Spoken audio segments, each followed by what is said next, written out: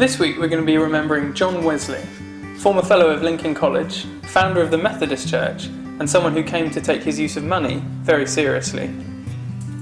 In a particular situation, John found himself wanting to help a chambermaid protect herself against the cold, but he couldn't because he'd just spent the last of his available money on some new paintings for his room, the very room she was cleaning.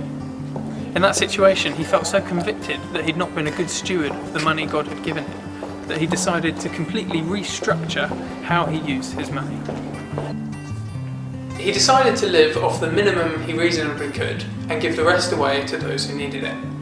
In the first year he found that his expenses were £28 and his income was £30, so he gave away £2. In the next year, and the next year, and the next year, his salary slowly rose, and eventually it hit £1,400. But each year, right up to the end, he kept living off £28 and giving the rest away. Stanley, however, said that the church should always be engaged in doing things that make no sense if God doesn't exist. If God didn't exist, we could legitimately claim to own the money we have.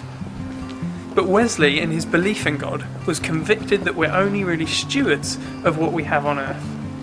Our treasure is not here, and what we have, we don't really own. The earth is the Lord's and everything in it.